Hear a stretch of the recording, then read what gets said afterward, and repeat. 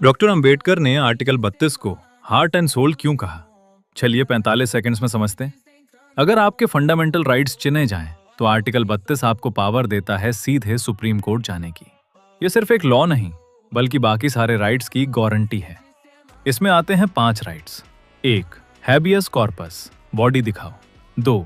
मंडमस, order दो। और बाकी 3, क्या आपको उनके नाम याद हैं? यूपीएससी 2025 के लिए ये आर्टिकल सबसे ज्यादा रिपीट होता है। बाकी 3 राइट्स के नाम कमेंट्स में बताएं और अपना रिवीजन चेक करें। आर्टिकल 21 सिर्फ जीने का अधिकार नहीं है, इसके अंदर ऐसे राइट्स हैं जो आपको हैरान कर देंगे। चलिए 45 सेकंड्स में समझते हैं। सुप्रीम कोर्ट ने कहा है कि लाइफ का मतलब सिर्फ सांस लेना नहीं, बल्कि डिग्निटी के साथ जीना है। इसमें आते हैं 1. राइट टू स्लीप, हाँ, चैन से सोना भी आपका अधिकार है। 2. राइट टू प्राइवेसी, आपकी पर्सनल लाइफ सिर्फ आपकी है। 3. राइट टू एनवायरनमेंट, साफ हवा और पानी आपका हक है। यूपीएससी मेंस और प्रीलिम्स में मेनका गांधी केस हमेशा पूछा जाता है, जिसने आर्टिकल 21 को पूरी तरह बदल दिया। क्या आपको पता है कि आर्टिकल 21 इमरजेंसी में भी सस्पेंड नहीं होता?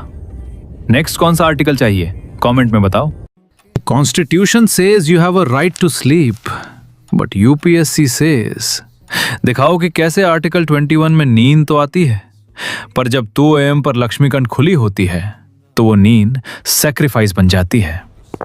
फंडामेंटल राइट सबके लिए है, पर LBSNA सिर्फ उनके लिए है जो आज अपनी नींद का बलिदान दे रहे हैं।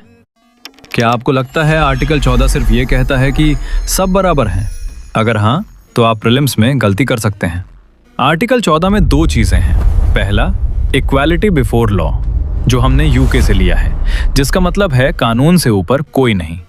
और दूसरा, इक्वल प्रोटेक्शन ऑफ लॉज, जो यूएसए से आया है। इसका मतलब है कि समान लोगों के साथ समान व्यवहार होगा। जैसे बच्चों या दिव्यांगों के लिए अलग नियम हो सकते हैं, ताकि सबको बराबरी का मौका मिले। इसे ही असली समानता कहते हैं। इनमें से पॉजिटिव कॉन्सेप्ट कौन सा है? कमेंट में बताओ। इंडिया का सबसे कंट्रोवर्शियल आर्टिकल कौन सा है? Article 356, presidents rule. जब किसी स्टेट की गवर्नमेंट कॉन्स्टिट्यूशन के हिसाब से काम नहीं करती, तब सेंटर उस स्टेट को अपने कंट्रोल में ले सकता है। अंबेडकर ने इसे डेड लेटर बोला था। पर इंडिया में 100+ बार लग चुका है पावरफुल प्रोविजन या political weapon. UPSC loves controversy topics. India में मेजॉरिटी हिंदू पॉपुलेशन है, फिर भी इंडिया हिंदू राष्ट्र क्यों नहीं बना? 1949 में कॉन्स्टिट्यूशन ने डिसाइड किया स्टेट किसी भी रिलीजन को प्रमोट नहीं करेगा। 1976 में सेकुलर वर्ड ऑफिशियली ऐड हुआ।